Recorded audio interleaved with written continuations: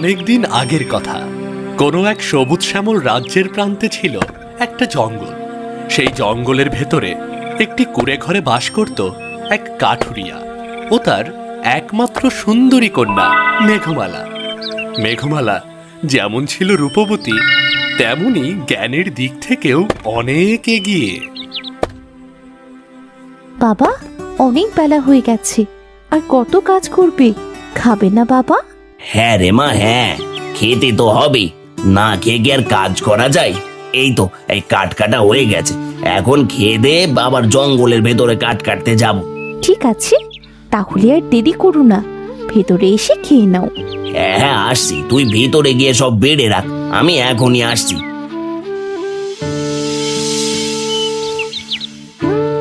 পাগল মেয়ে একটা, সব সময় বাবার খেয়াল রাখে। মেয়েটা না থাকলে আমার যে কি হতো।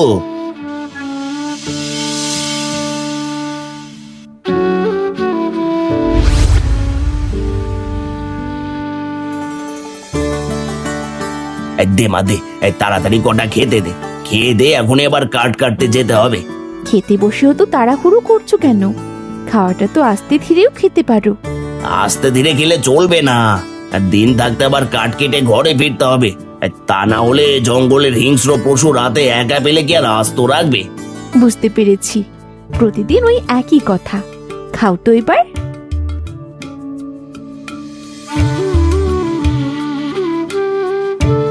মারে, তোর মা মরার পর দিন থেকে সারাদিন তোকে অনেক কষ্ট করতে হয়।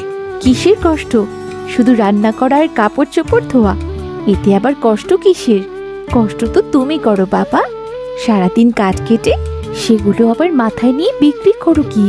কিন্তু এগুলো তো মেয়েদের বাপের বাড়িতে থেকে কারোর কথা না, এগুলো শ্বশুর বাড়ি গিয়ে করতে হয়।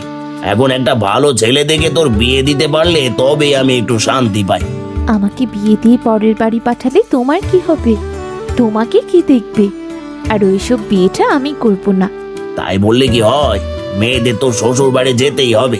খবরদার বাবা, আমার বিয়ের কথা একদম বলবে না। আমি বিয়ে করব না, আমি তোমাকে ছাড়া থাকতে পারবো না বাবা। আর ঠিক আছে ঠিক আছে, আর বলবো না, আমার খাওয়া হয়ে গেছে। এবার আমি তাহলে আসি। ঠিক আছে যাও, কিন্তু দিন থাকতেই ফিরে এসো। হ্যাঁ হ্যাঁ, দিন থাকতেই ফিরে আসবো।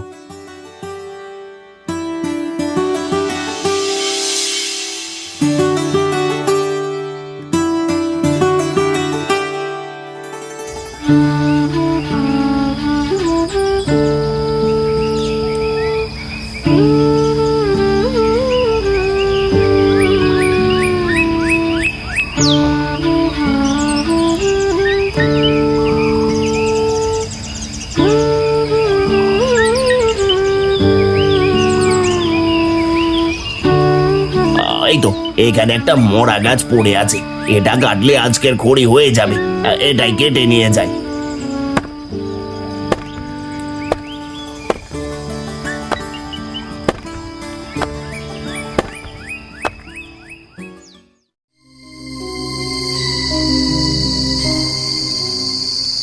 আজ কাঠ কাটতে কাটতে কখন যে বেলা ডুবে গেছে বুঝতেই পারিনি।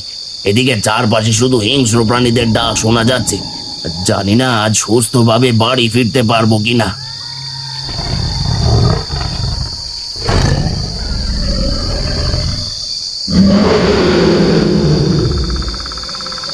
ওরে বাবা, এ তো বাঘ।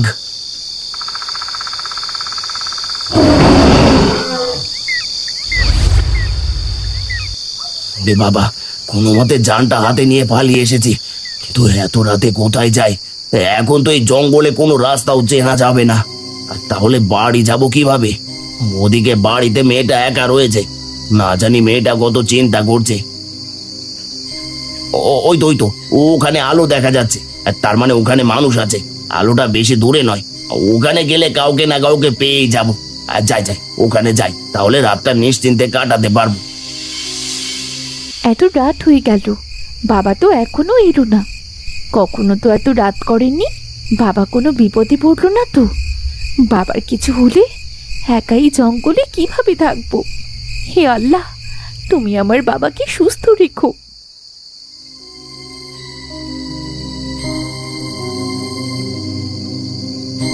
এ তো দেখছি রাজপ্রাসাদ। তার মানে এই রাজপ্রাসাদ থেকেই আলো দেখা গেছে। যাই হোক, বাঁচতে হলে ভিতরে যেতেই হবে। এই যে শুনছেন, কেউ কি আছেন? এই দরজাটা একটু খুলুন, খুব বিপদে পড়েছি। দরজাটা খুলুন, কেউ কি আছেন? তো দেখতে পাচ্ছি না, তার মানে দরজাটা খোলাই ছিল। আর যাই, আগে ভেতরে যাই। ভিতরে যেহেতু আলো জ্বলছে, তার মানে ভেতরে কেউ না কেউ তো আছে।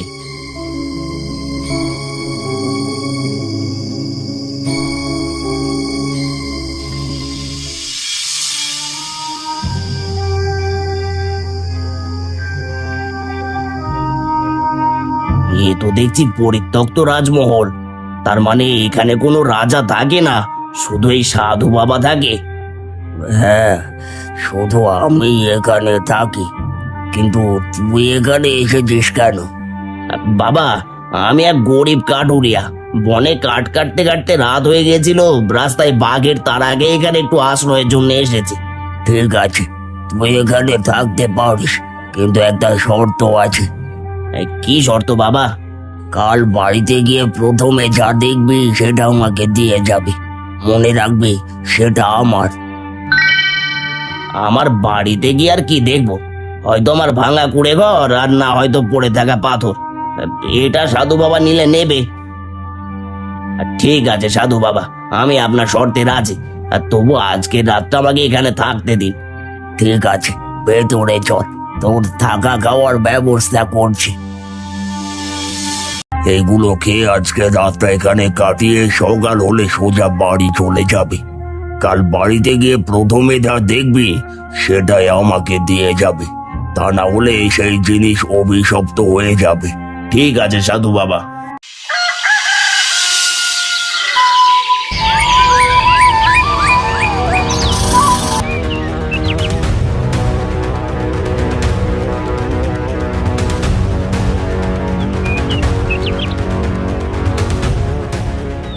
পরের দিন যখন গরিব কাঠুরিয়া তার বাড়িতে চলে আসে, তখন সে প্রথমে তার বাড়িতে তাকাতেই মেঘমালাকে দেখতে পায়। মেঘমালাকে দেখে কাঠুরিয়ার মাথায় আকাশ ভেঙে পড়ে। সঙ্গে সঙ্গে কাঠুরিয়া কান্না করতে শুরু করে। হায় হায় হায়, এ আমার কি সর্বনাশ হলো, আমার কি সর্বনাশ হলো গো! আমি কেন প্রথমে আমার মেয়েকে দেখতে পেলাম? হায় হায় হায়, আমার এ কি সর্বনাশ হলো! বাবা, কি সর্বনাশ হয়েছে? এইভাবে কাঁদছো কেন? তুমি সারা রাত কোথায় ছিলে বাবা? মারে, যান বাঁচানোর জন্য আমি সারা রাত এক সাধুর হেফাজতে ছিলাম। সাধু আমাকে শর্ত দিয়েছিল, সেখানে থাকতে হলে সকালে আমার বাড়ির মধ্যে তাকিয়ে প্রথমে যা দেখতে পাবো সেটা সাধুকে দিয়ে দিতে হবে। কিন্তু আমি তো তোকেই প্রথম দেখেছি। এইসব কি বলছো? তুমি কি এটা বলে সাধুকে কথা দিয়েছো? হ্যাঁ রে মা, কথা দিয়ে এসেছি। কিন্তু তুই চিন্তা করিস না, প্রয়োজন হয় আমি সাধু বাবার হাতে পায়ে ধরে তার কাছ থেকে তোকে ভিক্ষে চাইবো। না বাবা, তুমি যখন কথা দিয়েছো, আমাকে তো যেতেই হবে। চলো, এক্ষুনি ওই সাধুর কাছে চলো। কিন্তু মা। কোনো কিন্তু নয়। তুমি আমাকে হারানোর ভয় করছো, এই তো। তিনি যদি সত্যিকারের সাধু হয়ে থাকে, তাহলে সে কোনো দিন আমার ক্ষতি করবে না।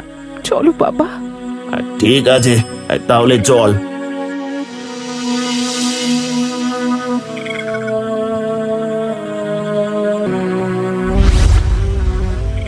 এসেছিস তাহলে? হ্যাঁ, এসেছি সাধু বাবা। কিন্তু আমি আপনার কাছে ক্ষমা চাই। আপনি বলেছিলেন আমার বাড়িতে গিয়ে প্রথমে চোখের সামনে যা দেখতে পাবো সেটা আপনাকে দিয়ে দিতে হবে। কিন্তু আমি প্রথমে আমার মেয়েকে দেখতে পেয়েছি, আর আমার একমাত্র মেয়েকে আমি দিতে চাই না। আপনি আমায় ক্ষমা করুন। তা বললে তো হবে না, তুই আমাকে কথা দিয়েছিস। এখন যদি কথা না রাখিস তাহলে তোর বড় ক্ষতি হয়ে যাবে। তুই তোর মেয়েকে একেবারে চিরতরের জন্য হারিয়ে ফেলবি। না সাধু বাবা, না। আমার বাবা যখন আপনাকে কথা দিয়েছে, তাই আমি তার কথা রাখবো। বলুন, আমাকে কি করতে হবে? তুমি অপরূপ সুন্দরী, তোমার রূপের তুলনা হয় না। তোমাকে যদি কোনো রাজকুমার দেখে, তাহলে সেটা রাজ্যের বিনিময় হলেও তোমাকে পাওয়ার চেষ্টা করবে। এবার তোমার রূপের সাথে তোমার বুদ্ধির পরীক্ষা দিতে হবে। তুমি যদি আমার প্রশ্নের সঠিক উত্তর দিতে পারো, তাহলে আমি তোমাকে মুক্ত করে দেব। আর যদি না পারো, তাহলে তোমাকে সারা জীবন আমার সেবিকা হয়ে থাকতে হবে। না সাধু বাবা, আপনি আমার ছোট্ট মেয়েটাকে এমন কঠিন প্রশ্নের সম্মুখীন করবেন না। আপনি ওকে ক্ষমা করে দিন, আমাদেরকে যেতে দিন। না, আপনি প্রশ্ন করুন, আমি আপনার প্রশ্নের উত্তর দিতে প্রস্তুত। আমার প্রথম প্রশ্ন, এই বিশাল পৃথিবীতে সবচেয়ে মূল্যবান জিনিস কি? সময়। সময় হলো সবচেয়ে বেশি মূল্যবান, যা একবার চলে গেলে আর ফিরে আসে না। বাহ, তোমার উত্তরটি সঠিক হয়েছে। এবার দ্বিতীয় প্রশ্ন, সবচাইতে শক্তিশালী কোন জিনিস? ভালোবাসা, কারণ ভালোবাসা ঘৃণা আর বিদ্বেষকে জয় করতে পারে। বাবা বাবা, অতি উত্তম। এবার শেষ প্রশ্ন, কোন জিনিস মানুষকে সুখ ও তৃপ্তি দেয়? অন্যের মুখে হাসি ফোটানো, কারণ অন্যের মুখে হাসি ফুটিয়ে যে সুখ আর তৃপ্তি পাওয়া যায়, তার কিছুতেই পাওয়া যায় না।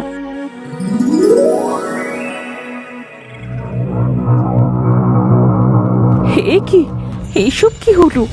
তার মানে আপনি সাধু বাবা নন? না, আমি কোনো সাধু বাবা না, আমি এই রাজ্যের রাজকুমার। এতদিন এক জাদুকরের জাদু শক্তির কারণে সাধু হয়েছিলাম, আর আমার রাজ্যের প্রজারা সহ অদৃশ্য হয়েছিল। তোমার 3টি সঠিক উত্তরের কারণে আমরা সেই জাদু শক্তি থেকে মুক্তি পেয়েছি। আমার রাজ্যের ওপর থেকে সকল খারাপ শক্তি বিলীন হয়ে গেছে। তুমি প্রমাণ করে দিয়েছ তুমি শুধু অপরূপ সুন্দরী না, তার সাথে অধিক জ্ঞানী। তুমি চাইলে আমার রানী হয়ে থাকতে পারো। না রাজকুমার, আপনি হলেন এই রাজ্যের রাজকুমার, আর আমার মেয়ে হলো সামান্য কাঠুরিয়ার মেয়ে। আপনার সাথে আমাদের কি যায়? এ কি বলছেন আপনি? আপনার মেয়ের মধ্যে যে গুণ আছে তা হয়তো অনেক রাজকুমারীর মধ্যেও নেই। আর আমার কাছে কোনো ধনী গরিবের ভেদাভেদ নেই। তাছাড়া আপনার মেয়ের জন্যই আমরা মুক্ত হতে পেরেছি। তাই আমি চাই আপনার মেয়ে এই রাজ্যের রানী হয়ে থাকুক। তখন কাঠুরিয়া আর রাজকুমারকে না বলতে পারে না। এরপর রাজকুমার মেঘমালাকে তার রানী বানিয়ে সুখে শান্তিতে বসবাস শুরু করে। সেই সাথে সেই রাজ্য আবার খুশিতে ভরে ওঠে।